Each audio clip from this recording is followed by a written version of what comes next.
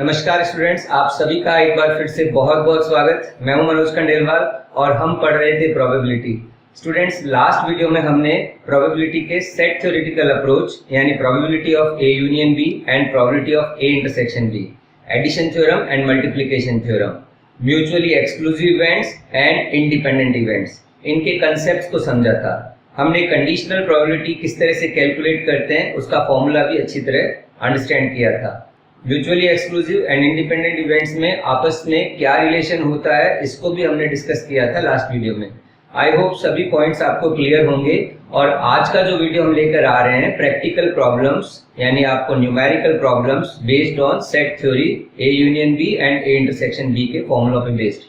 तो आपको और ज्यादा क्लियर हो जाएगा कि हम प्रोबेबिलिटी के क्वेश्चंस जो है स्पेशली अगर कहें तो जो सेट थ्योरी नोटेशन में होते हैं, यूनियन, इंटरसेक्शन, कंडीशनल प्रोबेबिलिटी, इन सभी को किस तरह से कैलकुलेट करते हैं ये आपको अच्छी तरह क्लियर हो जाएगा।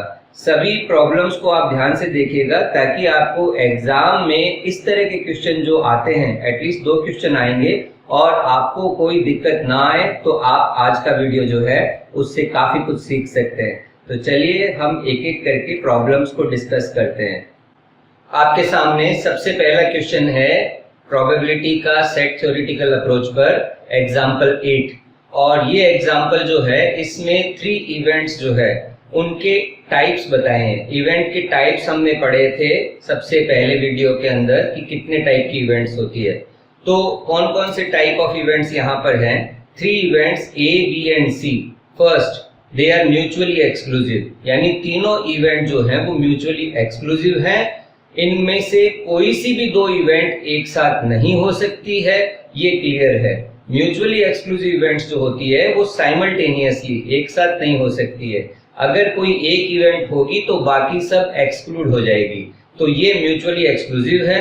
आगे लिखा हुआ है एग्जॉस्टिव। एग्जॉस्टिव का मतलब है ए, बी या सी में से कोई एक जरूर होगी, तो आपको एग्जॉस्टिव का मीनिंग भी क्लियर है। तीसरी बात लिखी हुई है all the 3 events are equally likely. Equally likely या equiprobable events are those events जिनके होने की प्रोबेबिलिटी या चांस बराबर होता है। तो आपको इवेंट्स के टाइप दिए हैं। अब क्या पूछा है, what is the probability of complementary of event A, यानी इवेंट ए के कॉम्प्लीमेंट्री इवेंट ए के ना होने का चांस क्या है।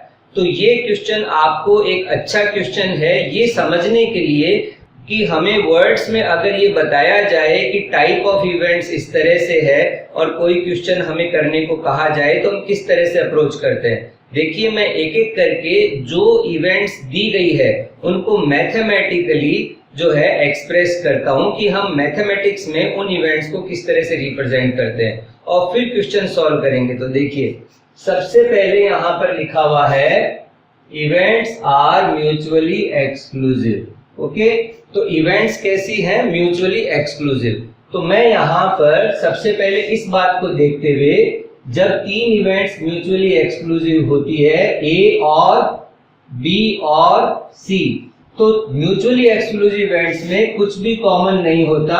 और एडिशन थ्योरम में हमने पढ़ा था कि PA plus PB plus PC, यहां पर हमें कुछ भी माइनस नहीं करना पड़ा because all the common areas A intersection B intersection C, A intersection C सभी 0 हो गए। आपको पता है म्यूचुअली एक्सक्लूसिव इवेंट्स जो होती है वो इस तरह से होती है। तो ये सभी कंसेप्ट आपके क्लियर हो जाएंगे। तो पहली बात तो ये हो गई। अब दूसरी बात जो है यहाँ देखिए क्या लिखा हुआ है, एग्जॉस्टिव। एग्जॉस्टिव वर्ड को देखिए, तीनों इवेंट्स है एग्जॉस्टिव। तो इवेंट्स अगर एग्जॉस्टिव है तो P A union B union C क्या हो गया, दैट इज इक्वल टू 1। इसका मतलब ये है कि ये जो इवेंट है A और B और C, A या B या C, देखिए 1 मतलब 100%, यानी श्योर है। एग्जॉस्टिव का मतलब इन तीनों में से कोई एक इवेंट होना जरूरी है। अगर 2 इवेंट्स होती तो आप बोलते P A union B is equal to 1। 3 events हैं एग्जॉस्टिव, तो आपने ये बोला। ये दूसरी बात भी ध्यान रखें। अब तीसरी बात यहाँ पर लिखी हुई है they are equally likely. Okay, equally likely. Equally likely का क्या मीनिंग होता है? इक्वली लाइकली का मतलब होता है उनके होने के चांस इक्वल हैं। बराबर हैं, तो PA is equal to PB is equal to PC। तो एक तरह से क्वेश्चन में तीन बातें दी हुई थी, तीनों बातें हमने लिख ली, mutually exclusive, exhaustive and equally likely.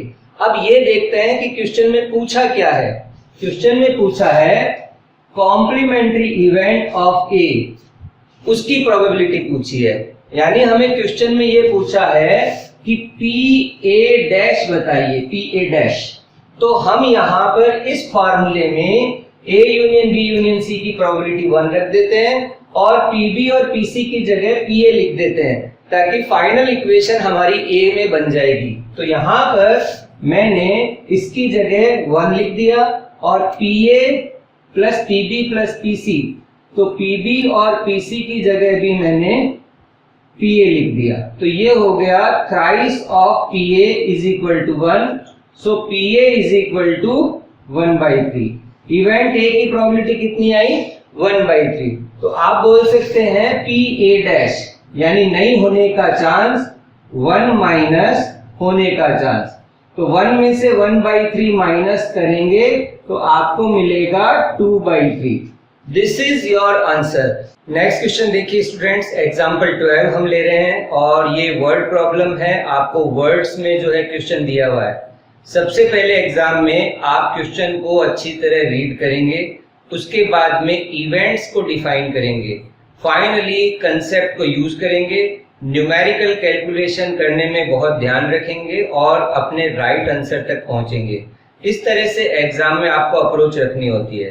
तो यहाँ पर आप क्वेश्चन पढ़ेंगे तो सबसे पहले आपको मिलेगा कि अकाउंटेंट्स जॉब एप्लीकेशन, यानी कौन सी जॉब के लिए? अकाउंटेंट की जॉब के लिए आपको एक कैंडिडेट मिलता है। तो अकाउंटेंट की जॉब के लिए किसी कैंडिडेट के बीकॉम ग्रेजुएट होने का चांस 85% है, जैसा क्वेश्चन में दिखाया है 0.85, और उसके चार्टेड अकाउंटेंट होने का चांस 30% है 0.30, और उस कैंडिडेट के बीकॉम एंड चार्टेड अकाउंटेंट दोनों होने का चांस 25% है। अब ये पूछा गया है कि out of 500 applicants how many candidates, how many job applicants are BCom और CA। वर्ड फिर देखिए और लगाया है। तो अब मैं क्या करता हूं, यहाँ दो तरह की इवेंट्स है, एक तो उसका बीकॉम होना और एक उसका चार्टेड अकाउंटेंट होना। हम एक को नोटेशन दे देते हैं A और एक को दे देते हैं B। तो A तो हो गया बीकॉम, देखिए मैंने यहाँ पर लिखा है A, probability of event A that is equal to 0.85, और हमने B इवेंट किसको नाम दिया? चार्टेड अकाउंटेंट को। इसका हमने लिख दिया probability of B that is equal to 0.30। अब तीसरी इवेंट जॉइंट इवेंट है बीकॉम एंड CA, तो इसको हमने लिख दिया probability of A intersection B is equal to 0.25। अब यहां पर देखिए चौथी इवेंट बीकॉम और CA यानी probability of A union B। पहले हमें ये निकालनी पड़ेगी और उसके बाद हाउ मेनी यानी कि एक्सपेक्टेड फ्रीक्वेंसी, यहां पे एक्सपेक्टेड फ्रीक्वेंसी पूछी है, लेट अस से F, लेकिन पहले प्रोबेबिलिटी निकाल लेते हैं। तो चलिए स्टूडेंट्स फार्मूला लगा के क्वेश्चन सॉल्व करते हैं। हमारे लिए ये फॉर्मूला सही रहेगा, addition theorem, PA union B is equal to PA plus PB minus PA intersection B।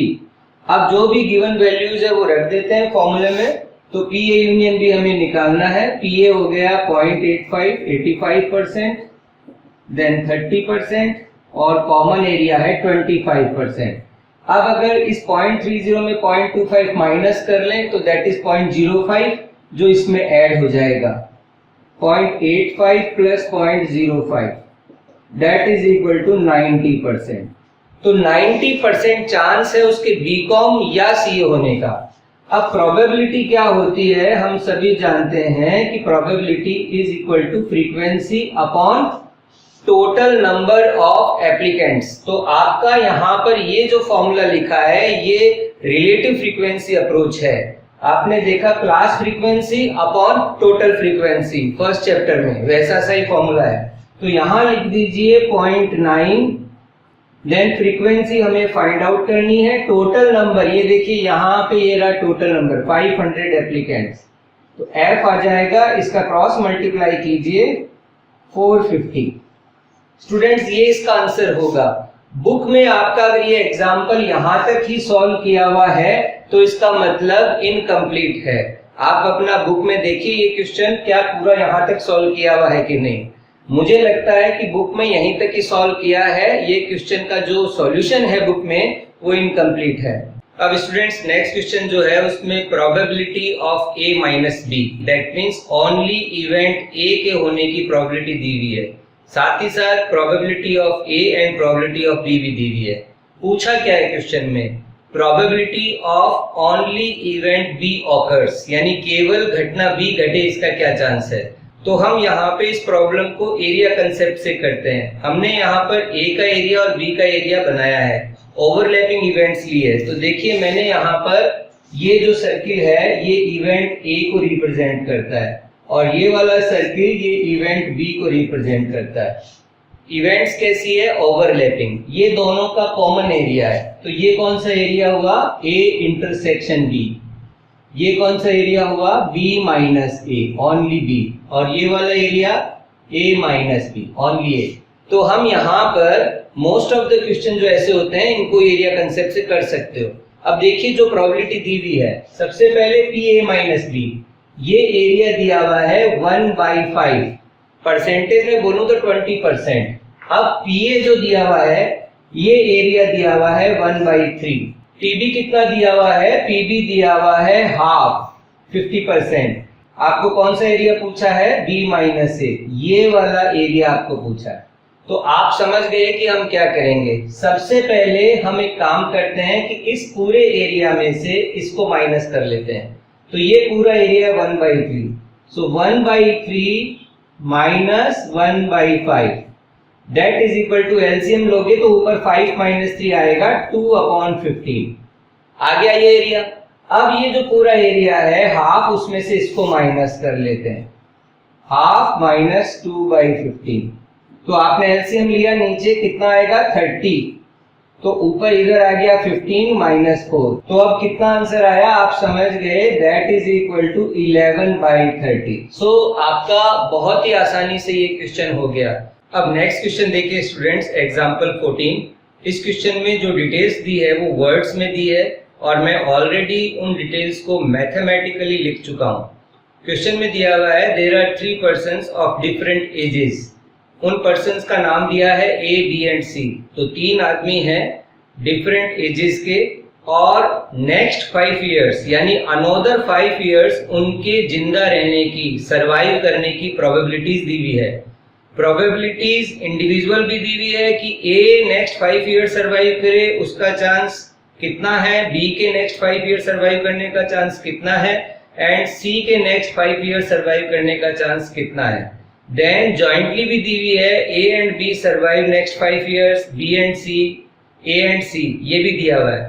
Finally ये भी लिखा हुआ है कि all of these survive. All of these का मतलब हुआ इन set notation A B and B B and C B, तीनों सर्वाइव करे उसका भी चांस दिया हुआ है। अब वर्ड्स में देखिए क्या पूछा हुआ है। फाइनली पूछा हुआ है कि next 5 years at least 1 person survive करे। एटलीस्ट का मतलब यूनियन होता है स्टूडेंट्स, ध्यान रखें। एटलीस्ट 1 पर्सन का मतलब 1B या 2B या 3B, यानी 1 पर्सन सर्वाइव करे ये भी चलेगा, 2 पर्सन सर्वाइव करे ये भी एंड 3 पर्सन सर्वाइव करे ये भी। क्या नहीं चलेगा, तीनों ही सर्वाइव नहीं करे ये नहीं चलेगा। तो आप अच्छी तरह समझ गए कि क्वेश्चन में कभी भी एटलीस्ट 1 इवेंट ऑकर्स ये बोला गया है तो आप हमेशा यूनियन का फॉर्मूला लगाएंगे।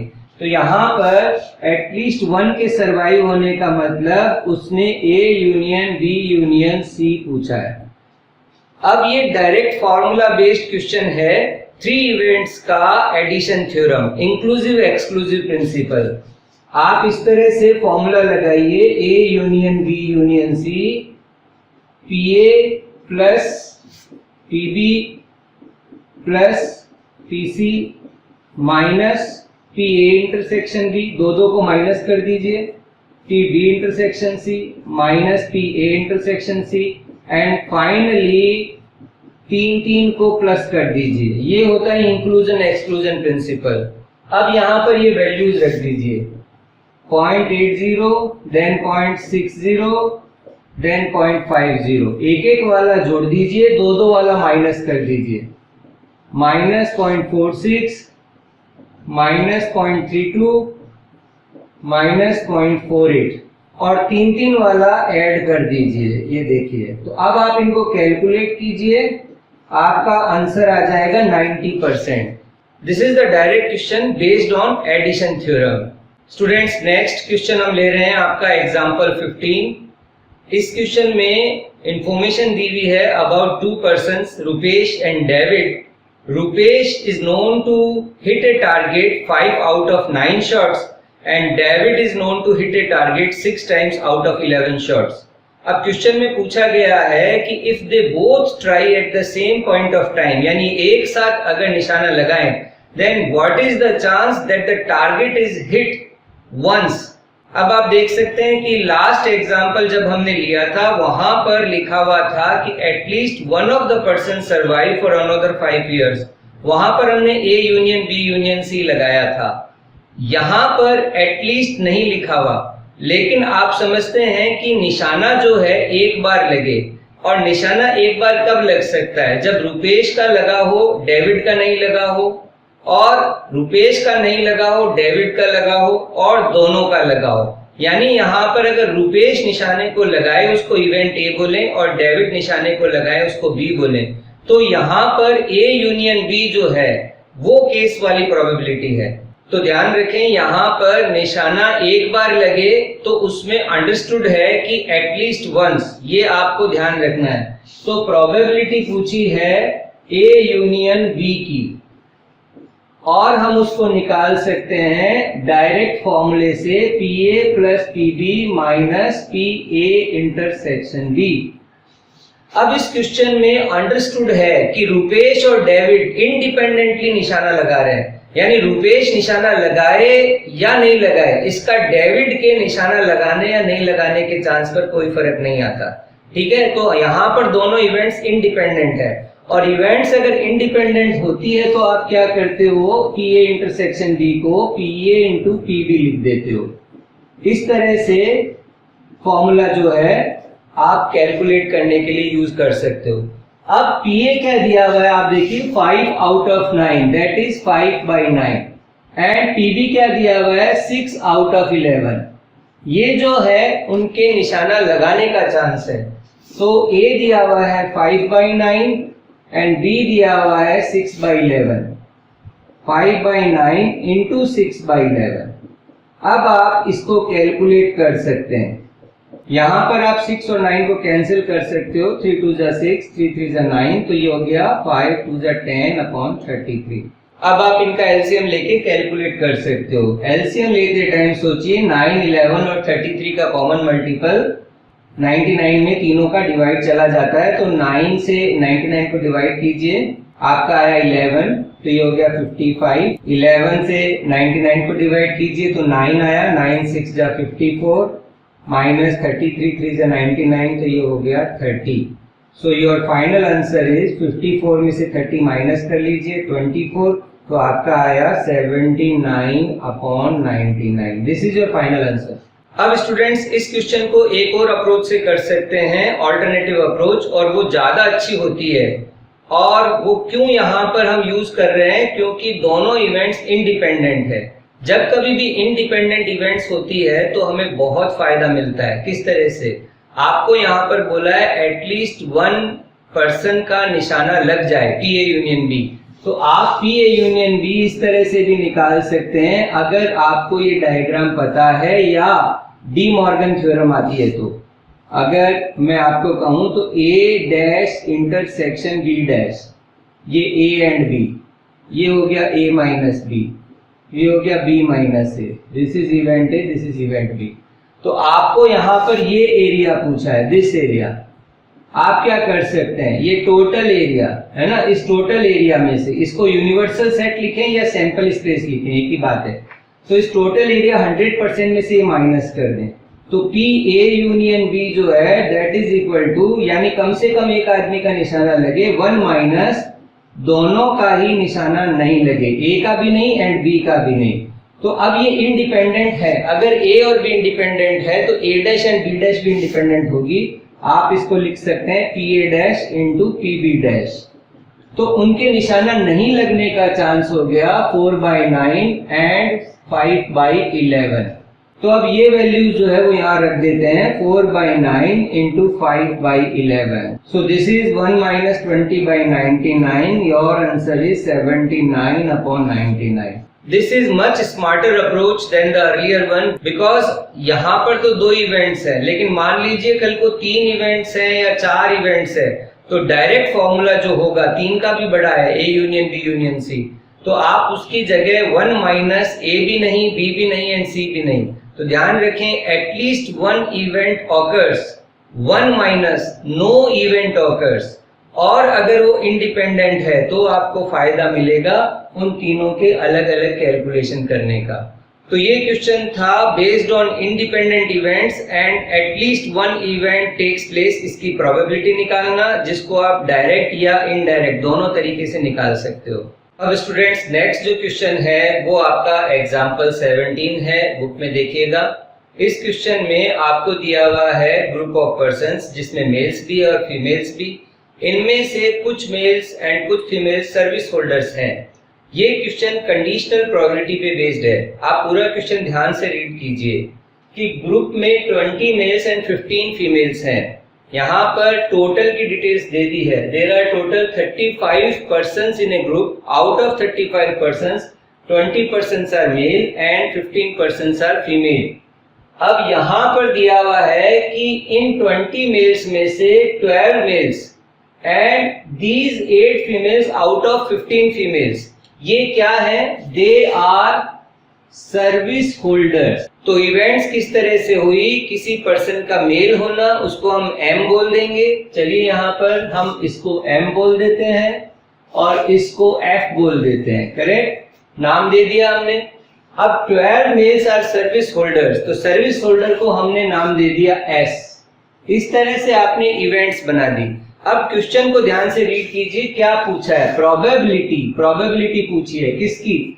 ए person is a service holder given that. तो यहाँ पर है कंडीशनल प्रोबेबिलिटी का क्वेश्चन होने का क्लियर कट इंडिकेशन। जब कभी भी गिवन दैट यानी कुछ इंफॉर्मेशन ऑलरेडी आपको पता हो, that the person is male, selected person जो रैंडमली सेलेक्ट किया है वो मेल है, तो उसके सर्विस होल्डर होने का क्या चांस है? तो उस पर्सन के सर्विस होल्डर होने का चांस, जबकि this is already known, this fact is already given that the selected person is male. अब किस तरह से कंडीशनल प्रोबेबिलिटी निकालते हैं? ऊपर तो आता है जॉइंट यानी इंटरसेक्शन, और नीचे आता है जो इवेंट नीचे है उसको नीचे लिख दीजिए, या जो इवेंट हो चुकी है उसको लिख दीजिए। अब यहाँ पर उसके सर्विस होल्डर होने का एंड मैन होने का, दोनों कैरेक्टरिस्टिक होने का, एंड लगा हुआ है। तो यहाँ पर 12 मेल्स हैं आउट ऑफ 35। ओके, तो मैंने यहाँ पे लिख दिया 12/35। ये 12 कौन है? जो सर्विस होल्डर भी है एंड मेल भी है, दोनों कैरेक्टरिस्टिक है। देखिए यहाँ पे इसको हम लिख देते हैं S and M, and 8 females है ना, इसको हम लिख देते हैं एस एंड एफ। ओके, तो ये सब क्लैरिटी रखिए। अब यहाँ पर नीचे क्या आएगा? पीएम हो गया 20/35, इस तरह से कैंसिल हो गया। सो 12/20 that is the result of this answer. तो आपका फाइनल प्रोबेबिलिटी आया 3/5। इसको हम फ्रैक्शन में लिखें तो ये आ जाएगा 0.6। 3/5 आइदर सिंपल फ्रैक्शन और डेसिमल फ्रैक्शन, किसी में भी आंसर दिया हुआ हो सकता है। अब स्टूडेंट्स इस क्वेश्चन को हम और भी सिंपल तरीके से कर सकते हैं, अगर हम इसको मैथमेटिकल अप्रोच से ना करके केवल कॉमन सेंस से करें। तो देखिए क्वेश्चन में फाइनल जो लाइन है वहां पर चलते हैं और रीड करते हैं। Probability of a person is a service holder given that person is a male. तो यहाँ पर फीमेल जो है ना, इसको आप इस इंफॉर्मेशन को हटा दीजिए, कोई मीनिंग नहीं है। अब आप केवल इतना देखिए कि टोटल 20 मेल्स हैं और उनमें से 12 मेल सर्विस होल्डर हैं। तो अगर क्वेश्चन में ये पूछा है कि person is a male, female है ही नहीं, तो फीमेल वाले को आप कैंसिल कर दीजिए।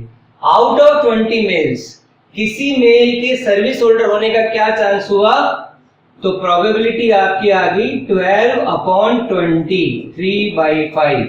यहां पर 20 में से 12 मेल सर्विस होल्डर है, 8 मेल सर्विस होल्डर नहीं है। तो कितना आसान था इस क्वेश्चन को करना विद कॉमन सेंस। तो आप इस तरह से भी क्वेश्चन कर सकते हैं।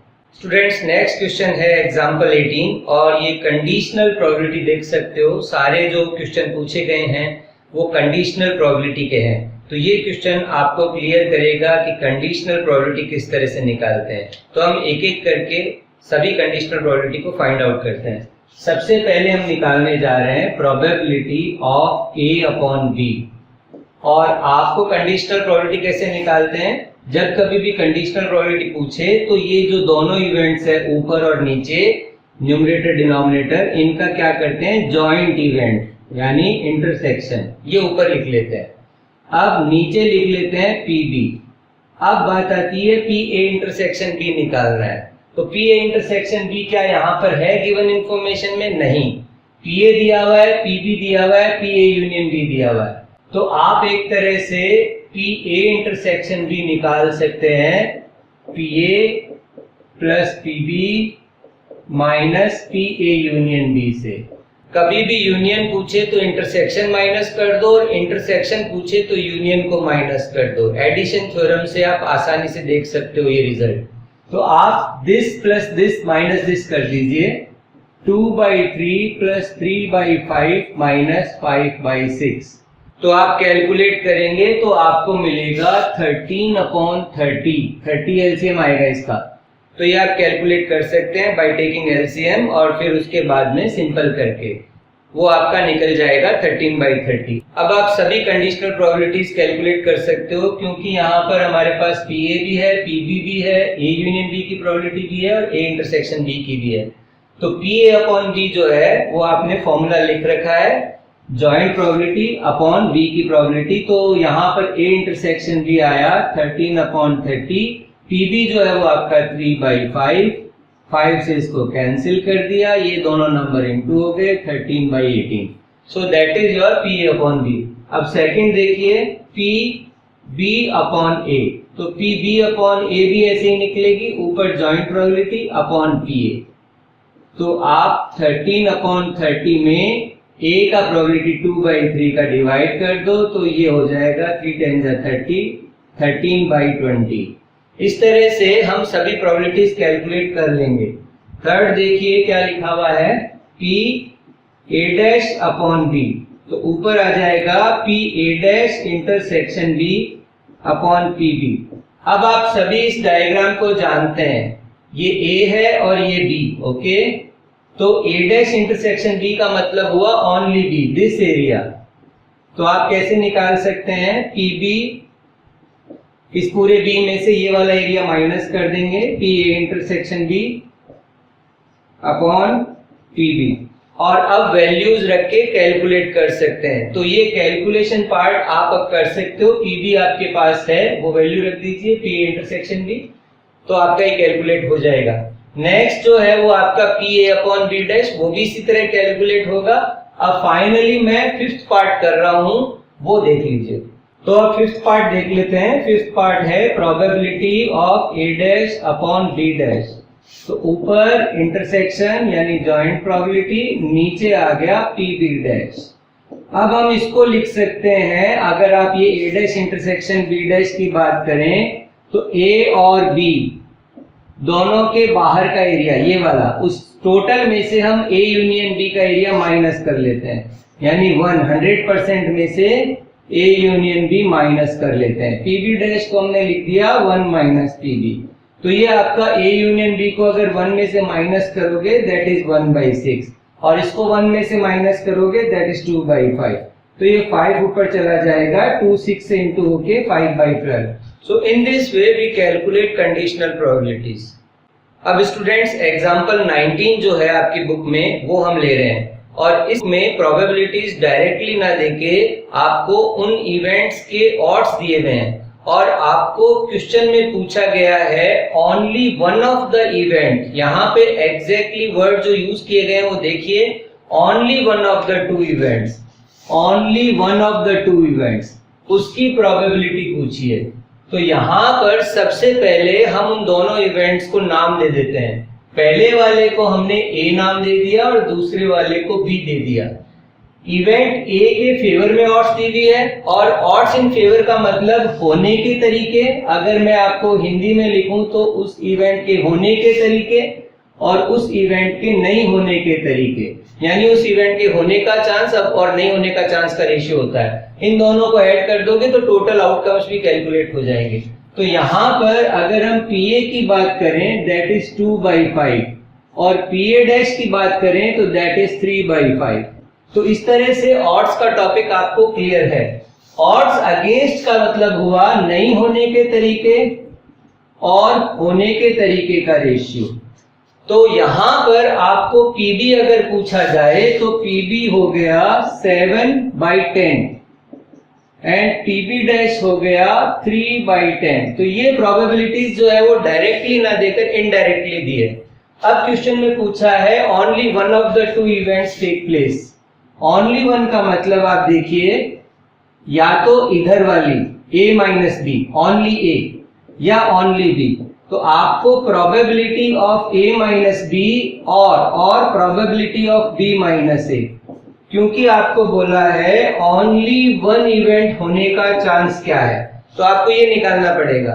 अब क्वेश्चन में कुछ गिवन इंफॉर्मेशन में इनकम्प्लीटनेस है। आप क्वेश्चन में करेक्शन करेंगे और लिख लीजिएगा कि दोनों events A and B are independent. Independent यानी क्वेश्चन में ये इंफॉर्मेशन जो गिवन थी वहां नहीं लिखी हुई, लिख लीजिएगा for two independent events. Okay, आप अपने बुक में करेक्शन कर लीजिएगा for two independent events, because इससे आगे जब मैं क्वेश्चन सॉल्व करूंगा तो इंडिपेंडेंट मानकर ही हो सकता है, अदरवाइज ये क्वेश्चन सॉल्व नहीं होएगा। तो अगर इंडिपेंडेंट है तो PA माइनस बी को हम ऐसे भी लिख सकते हैं, किस तरह से, A हो एंड B नहीं हो, करेक्ट। और PB माइनस A को हम ऐसे भी लिख सकते हैं, B हो एंड A नहीं हो। अब अगर A और B इंडिपेंडेंट इवेंट्स है तो A एंड B डैश भी इंडिपेंडेंट होगी, B एंड A डैश भी इंडिपेंडेंट होगी। ऐसा मैंने लास्ट वीडियो में आपको समझाया था। तो आप इसको डायरेक्टली ऐसे लिख सकते हैं, इंडिपेंडेंट का बेनिफिट लेते हुए, PB इंटू PA डैश। अब देखिए PA कितना है, 2/5 into PB dash 3/10। Now PB कितना है, 7/10 इंटू PA डैश 3/5। तो आपका कैलकुलेशन आया यहाँ पर, अगर मैं यहाँ पर नीचे एलसीएम लूं 50, आप देखिए 50, तो ये हो गया 6 प्लस 21 दैट इज 27/50। ये आपका आंसर आया। तो इस तरह से आप ये जो क्वेश्चन है कर पाएंगे। नेक्स्ट एग्जांपल ले रहे हैं हम, एग्जांपल 21, और 21 एग्जांपल नंबर में आपको दिया हुआ है mister Roy is giving interview for 3 separate post, यानी मिस्टर रॉय जो है वो 3 डिफरेंट पोस्ट के लिए अप्लाई कर रहे हैं। फर्स्ट पोस्ट में टोटल 3 कैंडिडेट्स हैं। यहाँ पर क्वेश्चन की लैंग्वेज में जो है ना थोड़ी एम्बिग्यूटी है, यानी क्लैरिटी नहीं है कि रॉय को मिलाकर 3 कैंडिडेट है या एक्सक्लूसिव यानी रॉय को छोड़कर 3 कैंडिडेट है। तो आपको यहाँ पर थोड़ा कॉमन सेंस यूज करना पड़ेगा। वहां पर लिखा हुआ है for the first post there are 3 candidates, that means Roy को मिलाकर, इंक्लूसिव लिखा है मैंने, ये आपको समझना पड़ेगा। कई स्टूडेंट्स क्या होते हैं वो 4 कर देते हैं, total number of candidates for the first post 4 कर दिया, फिर आंसर नहीं मिला। तो थोड़ा ध्यान रखें, अगर हमने क्वेश्चन को गलत अंडरस्टैंड किया, इंटरप्रिटेशन यानी हमारा इंटरप्रिटेशन जो है वो सही नहीं है, तो हमारा कैलकुलेशन जो होगा वो सही नहीं होगा। तो यहाँ पर जो टोटल कैंडिडेट्स लिखे हैं for all the 3 post respectively, तीनों पोस्ट के लिए वो इंक्लूसिव है, रॉय को मिलाकर है।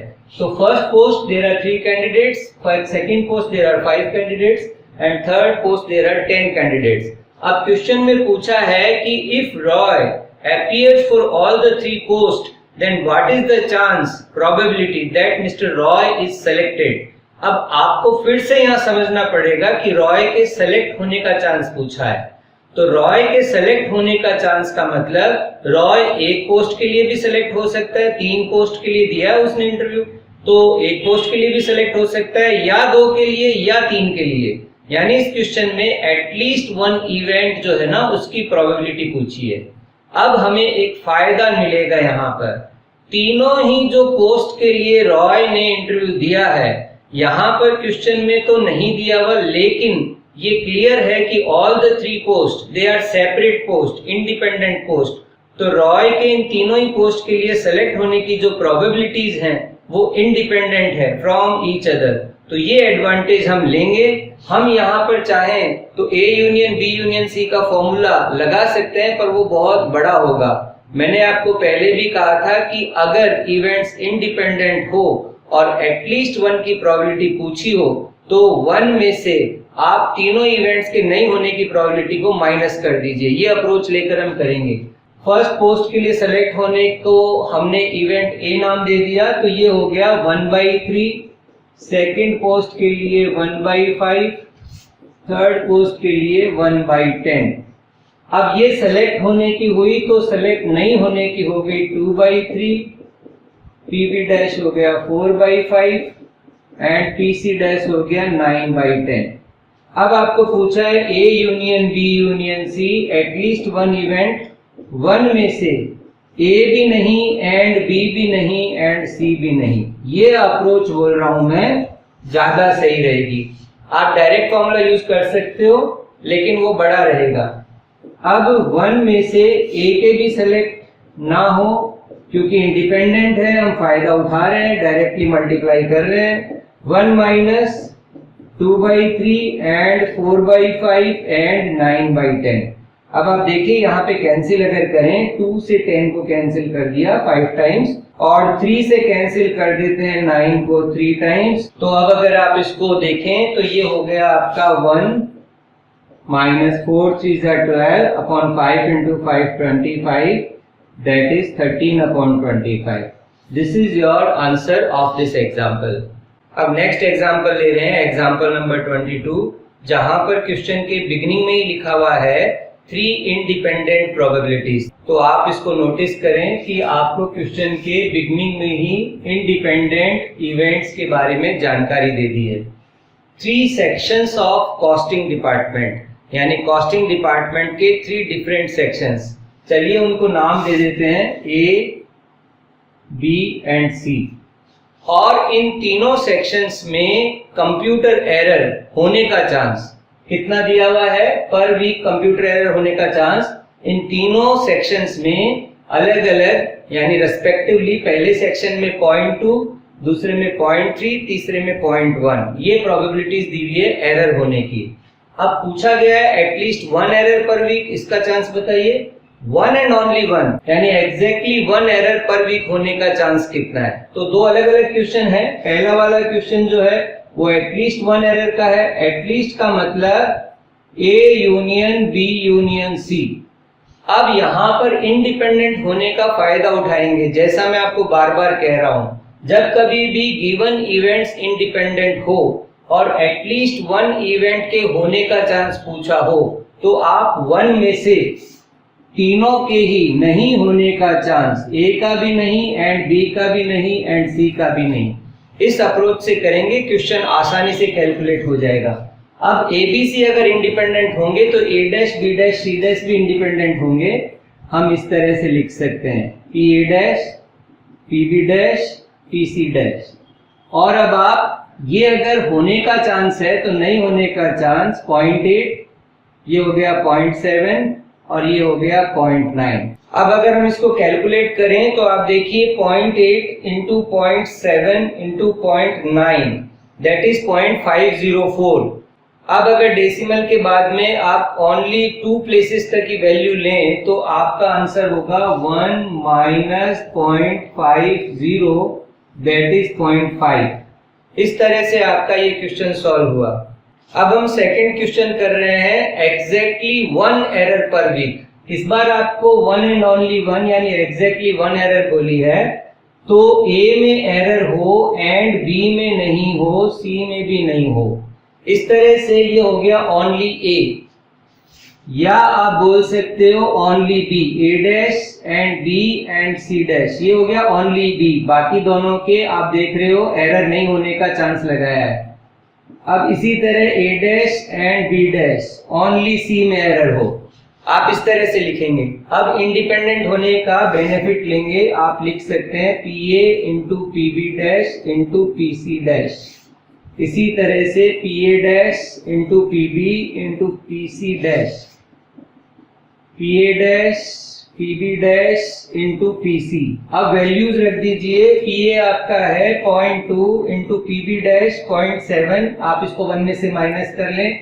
PC डैश है 0.9, फिर PA डैश आपका 0.8, PB है आपका 0.3, PC डैश हो गया 0.9 और A डैश 0.8, B डैश 0.7 और C का प्रोबेबिलिटी है 0.1। अब आप इस वैल्यू को कैलकुलेट कर सकते हैं with the help of calculator and your calculation gives you the answer 0.40 approximately. तो आपने यहाँ पर दोनों क्वेश्चन किए, एटलीस्ट वन इवेंट यानी कम से कम एक इवेंट के होने का चांस और exactly one event takes place, दोनों। तो ये क्वेश्चन आपको फिर से बताता है कि किस तरह से हम क्वेश्चंस को अप्रोच करते हैं। तो स्टूडेंट्स, ये थे हमारे सभी examples, practical problems of probability based on set theory, यानी आपका probability of A union B, probability of A intersection B, mutually exclusive events and independent events and conditional probabilities. इन सभी क्वेश्चंस को हमने लिया, साथ ही साथ आपको बताया कि हर क्वेश्चन को हम किस तरह से अप्रोच करते हैं। अब आपको जो करना है वो आपके एक्सरसाइज के क्वेश्चंस हैं, यहाँ पर मैंने लिखे हैं। सेट बी के question number 8 to question number 17 and set C का क्वेश्चन नंबर 18। ये सभी क्वेश्चन जो है वो A union B, A intersection B, A upon B या एक्सक्लूसिव इंडिपेंडेंट इवेंट्स इनसे जुड़े हुए हैं। तो आप ये क्वेश्चन कीजिएगा ताकि आपको कंसेप्ट जो है उनकी क्लैरिटी आए। Still, if you have any doubts, then you can ask those questions on our WhatsApp number जो मैंने आपको दिए हैं यहाँ पर 9828410136, और either you can write in the chat box और comment section जो आपके ऐप में है, वहां पर भी अपनी प्रॉब्लम मेंशन कर सकते हैं। तो मिलते हैं स्टूडेंट्स नेक्स्ट वीडियो में प्रोबेबिलिटी के, जब हम जानेंगे random variable and probability distribution. तब तक के लिए गुड बाय।